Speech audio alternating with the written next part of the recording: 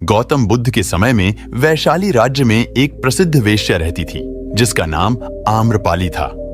वह बहुत सुंदर थी और उसे नगर वधू घोषित किया गया था, यानी पूरे शहर की पत्नी। आम्रपाली इतनी सुंदर थी कि उसके महल के द्वार पर सदा सोने के रथ खड़े रहते थे। यहां तक कि महान राजाओं को भी उससे मिलने के लिए इंतजार करना पड़ता था। वह केवल एक वेश्या थी, लेकिन वह इतनी अमीर हो गई थी कि वह राज्य खरीद सकती थी। आम्रपाली का शरीर जितना सुंदर था, उससे कहीं अधिक सुंदर उसकी आत्मा थी, जो सच्चे प्यार के लिए तरसती थी। क्योंकि आम्रपाली खुद से वेश्या नहीं बनी थी, उसे जबरदस्ती राजा ने वेश्या बनाया था। आम्रपाली अपने ग्राहकों को बहुत प्यार करने का दिखावा करती थी, क्योंकि उसे इसके लिए धन दिया जाता था, लेकिन अंदर से बहुत नफरत करती थी, क्योंकि वह सभी उसका इस्तेमाल एक भोग की वस्तु के रूप में करते थे। एक इंसान के रूप में उसका सम्मान नहीं करते थे। एक दिन आम्रपाली अपने महल की बालकनी में खड़ी थी। अचानक उसने अपने महल के सामने से एक युवा बौद्ध भिक्षु को गुजरते हुए देखा, जिसके पास कुछ भी नहीं था सिवाय एक भिक्षा पात्र के, लेकिन उसके पास जबरदस्त जागरूकता थी और लोगों को खुद की ओर आकर्षित करने की अद्भुत शक्ति थी। जब युवा बौद्ध भिक्षु ने ऊपर की तरफ देखा तो आम्रपाली उसे देख रही थी। युवा भिक्षु ने आम्रपाली की ओर देखते हुए बेहद सम्मान भाव के साथ आम्रपाली को प्रणाम किया। आम्रपाली एकटक उस युवा भिक्षु को देखती रही और पहली बार आम्रपाली के हृदय में प्रेम का उदय हुआ था, क्योंकि पहली बार किसी ने आम्रपाली को सम्मान की नजरों से देखा था। किसी ने पहली बार उसे इंसान होने का एहसास दिलाया था। आम्रपाली तुरंत सीढ़ियों से नीचे उतरी और बाहर आकर उस युवा बौद्ध भिक्षु के पैर छुए और कहा, भिक्षु जी, कृपया आज के दिन आप मेरे मेहमान बने और मेरे महल में चलकर भोजन स्वीकार करें। आगे आम्रपाली ने कहा, कृपया मेरे निमंत्रण को ना कहे, क्योंकि पहली बार मैंने किसी को निमंत्रण दिया है। मुझे हजारों बार राजाओं और सम्राटों द्वारा आमंत्रित किया गया, लेकिन मैंने कभी किसी को आमंत्रित नहीं किया है। यह मेरा पहला निमंत्रण है। युवा भिक्षु ने सम्मानपूर्वक आम्रपाली का निमंत्रण स्वीकार करते हुए भोजन ग्रहण किया। भोजन देने के बाद आम्रपाली ने कहा, भिक्षु जी, आज से 3 दिनों के बाद बारिश का मौसम शुरू होने वाला है, जो कि अगले 4 महीनों तक रहेगा, और मैं आपको अपने घर में 4 महीने रहने के लिए आमंत्रित करती हूँ। आने वाले 4 महीनों के लिए यह महल आपका आश्रय होगा।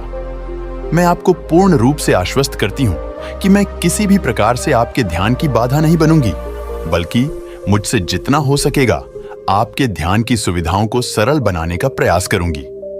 दरअसल बौद्ध भिक्षु साल के 8 महीने गांव-गांव घूमकर बौद्ध धर्म का प्रचार करते हैं और 4 महीने वहां एक ही स्थान पर रहते हैं, जहां उन्हें आश्रय मिल जाता है। युवा बौद्ध भिक्षु ने कहा, माफ कीजिएगा देवी, लेकिन इस विषय में मैं स्वयं निर्णय नहीं ले सकता। मैं आपके प्रस्ताव के विषय में बुद्ध से पूछूंगा। अगर वह मुझे अनुमति देंगे तो मैं आपके महल में आश्रय अवश्य ग्रहण करूंगा। इतना कहकर वह बौद्ध भिक्षु वहां से चला गया।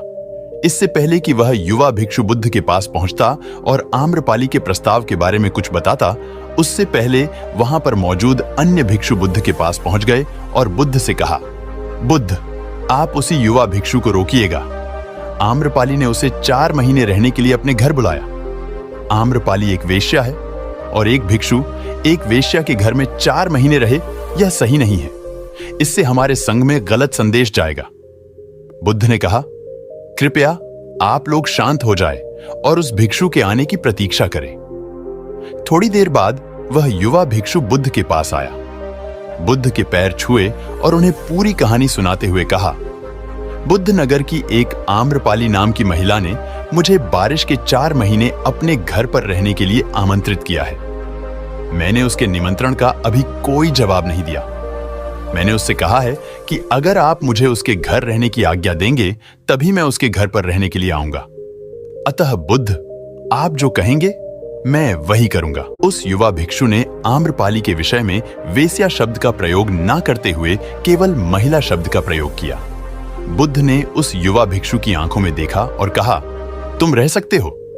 तभी अचानक बूढ़ा भिक्षु खड़ा हुआ और बोला, कि बुद्ध यह सही नहीं है, यह युवा भिक्षु एक सच्चाई छुपा रहा है। इसका कहना है कि एक आम्रपाली नाम की महिला ने अपने घर पर रहने के लिए आमंत्रित किया है, लेकिन वह एक महिला नहीं है, वह एक वेश्या है। बुद्ध ने कहा, मैं जानता हूं, और क्योंकि इसने वेश्या शब्द का प्रयोग नहीं किया, इसका अर्थ है इसके मन में उसके लिए सम्मान का भाव है, इसलिए मैं इसको वहां रहने की अनुमति दे रहा हूं। वहां मौजूद हजारों भिक्षुओं को विश्वास नहीं हो रहा था कि बुद्ध ने एक युवा भिक्षु को एक वैश्या के घर में रहने की अनुमति दे दी है। अगले 3 दिनों के बाद वह युवा भिक्षु आम्रपाली के घर रहने के लिए चला गया। उसके जाते ही वहां पर उपस्थित अन्य भिक्षु उसके विषय में तरह तरह की बातें बनाने लगे। बुद्ध ने सभी को शांत करते हुए कहा, मुझे मेरे भिक्षु पर विश्वास है। मैंने उसकी आंखों में देखा है कि उसके भीतर तनिक भी भोग की इच्छा नहीं थी। अगर उस भिक्षु का ध्यान गहरा रहा है तो आम्रपाली के हृदय को परिवर्तित कर देगा, और अगर भिक्षु का ध्यान गहरा नहीं है तो आम्रपाली अपने शारीरिक आकर्षण से भिक्षु को परिवर्तित कर देगी। ये एक प्रश्न है, ध्यान और शारीरिक आकर्षण के मध्य, जिसका उत्तर हमें 4 माह के बाद मिलेगा। बुद्ध की बात सुनकर वहां उपस्थित भिक्षुओं ने कहा कि बुद्ध उस युवा भिक्षु पर बहुत अधिक भरोसा करके अनावश्यक जोखिम उठा रहे हैं। वो भिक्षु युवा हैं और आम्रपाली बहुत सुंदर है। समय प्रारंभ हुआ, वर्षा ऋतु गई, 4 माह बीते और वह युवा भिक्षु वापस आया। उसने बुद्ध के पैर छुए और उसे युवा भिक्षु के पीछे आम्रपाली भी आई। उस युवा भिक्षु ने आम्रपाली का बोध से परिचय कराते हुए कहा, बुद्ध, यह आम्रपाली है और यह आपसे मिलना चाहती है। यह एक अनोखी महिला है। यह न केवल सुंदर है, बल्कि इनकी आत्मा उतनी ही शुद्ध है जितनी आप कल्पना कर सकते हैं। आम्रपाली ने बुद्ध के पैर छुए और कहा, मैं पहली बार देखने भर से इस युवा भिक्षु से प्रेम करने लगी थी, इसलिए मैंने इस युवा भिक्षु को अपने सौंदर्य से कई बार आकर्षित करने का प्रयास किया, लेकिन मैं पूर्ण रूप से असफल रही। इसके बजाय इस युवा भिक्षु ने मुझे ध्यान के प्रति जागरूक किया और यह एहसास कराया कि वास्तविक जीवन भोग नहीं, अपितु ध्यान है। इसीलिए बुद्ध, मैं अपनी सारी संपत्ति आपके भिक्षुओं को दान में देना चाहती हूं और शेष जीवन ध्यान में बिताना चाहती हूं। इसके बाद आम्रपाली बुद्ध के शिष्यों में पहली महिला हुई जिन्हें आत्मज्ञान की प्राप्ति हुई।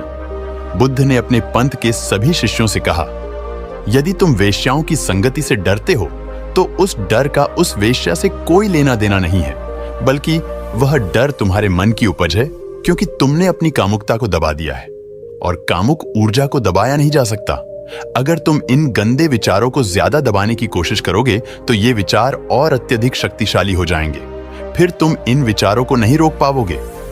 अगर आप लोग सेक्स तथा हस्तमैथुन जैसे गंदे आदतों को छोड़ना चाहते हो तो तुम इस वीडियो को देखें। इस वीडियो पर हमें दर्शकों से बहुत ढेर सारा प्यार मिला है। ये वीडियो आपको नीचे पिन कमेंट में मिल जाएगी। बहुत बहुत धन्यवाद। आप लोगों का इतनी तसल्ली के साथ हमारी कहानी सुनने के लिए धन्यवाद।